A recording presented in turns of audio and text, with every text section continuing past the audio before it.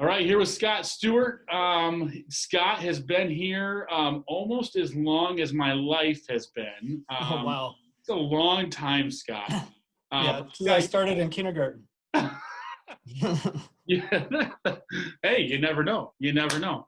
But you have been here quite a while as a student and then as a staff.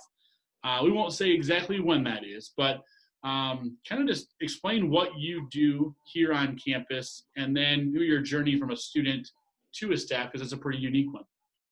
Yeah, so my current role is the Chief Financial Officer of the university. So I oversee all of the financial dealings, including human resources, finance and accounting, and student financial services. All those areas report to me. I was a student back in the mid 80s and was part of the first graduating class with an accounting major, or at least an emphasis. And it was the Monday after graduation that I was hired to work in the business office full time here at Cornerstone, not knowing that I would be here 33 and a half years later.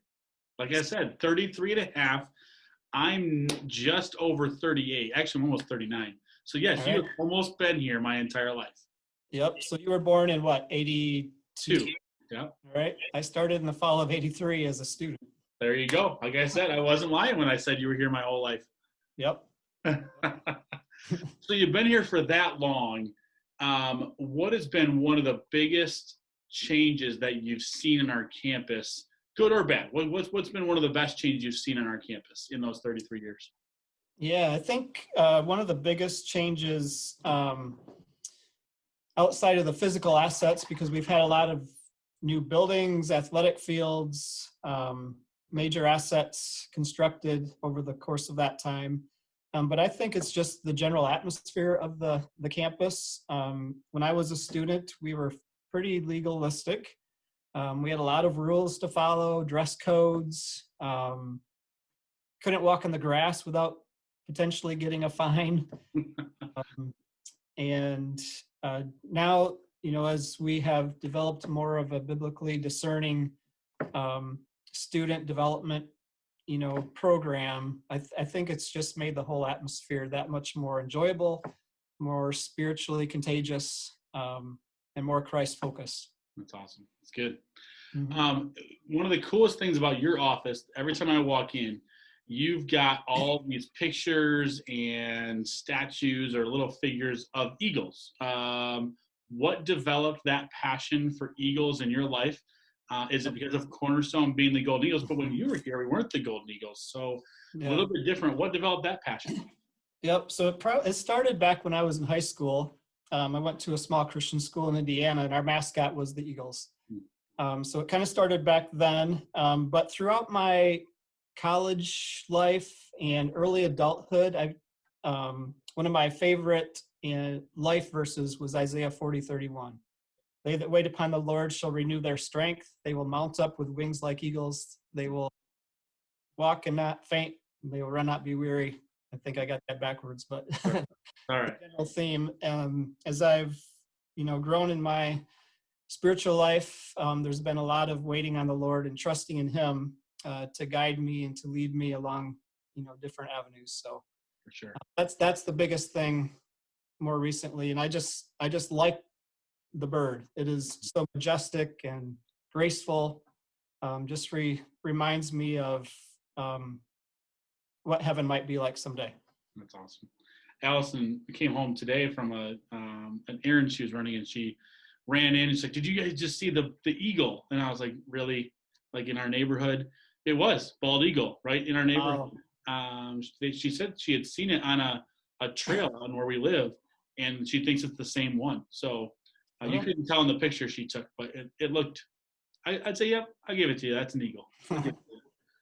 Yeah. You are a big sports guy. I love talking to anybody around campus that loves sports. Obviously, that's what I do on a daily basis on our campus. What is your favorite sport? Yeah, I'd have to say it's baseball, and then followed up by soccer. But baseball is ever since I was a little kid, was a sport I played through, I guess, my first year of college, and then Just have been a little league coach for my boys. Did that for like 16 years.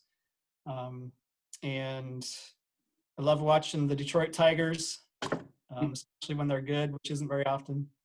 Hey, we had a really good stretch there for 10 years. A really good stretch from like They 06 did. to 15. That was a good stretch. Other than that, it's been pretty bad. Yeah. It was. Yep. Yep. So that was a fun decade. All right. Favorite color? What's that? What's your favorite color? Blue. Blue. Okay. What is your favorite movie of all time? I'm gonna have to say I really like the Lord of the Rings trilogy. And I liked Evan Almighty. Evan Almighty. Is that the one where is it Jim Carrey? Yeah. He's asked Bruce to Almighty.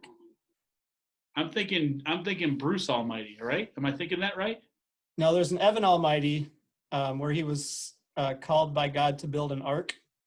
Oh, that's right. Politician. So right. Those were some good movies. That's right. Yeah. All right. Yeah, I like a lot of sports movies too. What is your favorite sports movie? The boys and I, Kennedy Coleman, love talking about sports movies. What's your favorite one? Either Field of Dreams or The Rookie. Ooh, both baseball. Okay, non-baseball favorite sports movie. Blindside. That is theirs too. Yep. We haven't gotten into too many of the sports movies because they're not old enough yet for some of those. Some of those, yeah. Yep. I'm a Miracle guy. I think Miracle is my favorite. Remember the Titans is right there. Yeah. Baseball one, Sandlot still might take it. So, yep. Good one. Yep. All right. So you said soccer is your other favorite sport. Why soccer? I played that throughout high school. Okay. Played on the all-state team, for Christian schools and in Indiana. I love it's constant running, which is what I like to do. And I was a midfielder, so I was back and forth the whole game. Just the different strategies and teamwork involved in that game. Yeah. They scored more goals in soccer. I would like soccer a lot more. I have to say I don't enjoy watching soccer. Playing soccer, I could go. I was never a good soccer player, so nobody ever wanted me on their team for soccer. Yeah. So. All right, so more rapid fire here. What is your favorite television show? Oof. Probably NCIS and NCIS Los Angeles. Those are both good. If you could do something other than your current financial role, what else would you do in your life? It would probably also be financial related, but outside of Cornerstone, it would be probably coaching people on personal finance. Okay. And then this is a tough question, but you got to answer it. If you were stuck on an island with only one other person, not a family member, but maybe one person from Cornerstone for the rest of your life, who would that be? Tough question. Oh, that is a really tough one. It could be a group of people. You could do a group if you want. Wow.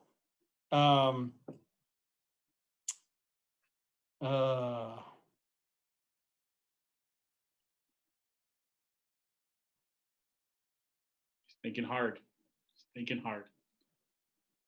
It would have to be somebody that likes to have fun and is creative on that end.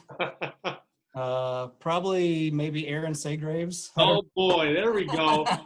We could have some great one-on-one baseball battles. There you go. Those tees on first, second, and third.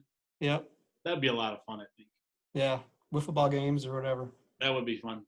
All right, last one, a little more serious. I started these with students back in April, when we were stuck in the middle of this pandemic, and we're 8 months later. We're still in the middle of this pandemic, and you thought, okay, this is going to end. We're going to get through this. Right. Nobody knows when we're going to get through this, right? Yep.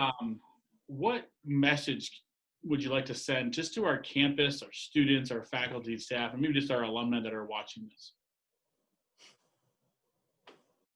Yeah, I would say hang in there. This has got to end at some point. There was an analogy in a seminar I attended a couple of weeks ago that said, when it first started, we thought we were in a snowstorm, and then it became a blizzard, and now it's becoming the ice age, is what it seems like. So if we can look past that and say that spring is coming, God's in control and he will help us through this pandemic. Yeah, for sure. It's amazing you think back. It started in the spring, which probably couldn't have been a better time for it to happen. Like in terms of we can all be outdoors and do things. And it was probably some of the best moments of our individual and our family lives that probably any of us have ever had. Yeah. And then you go through the summer and into the fall. Now we go back indoors in the north. And it's just a totally different mindset going into this one compared to the one in March, you know? Right. So, yeah, well, I appreciate it. Yep. Sure. Thanks for joining me. Thanks a for little inviting bit about you. I love the soccer aspect. I love the eagle analogy. Love that. So it's been great to get to know you a little more. Yep. You as well, Aaron. All right. Thanks, Scott. See ya.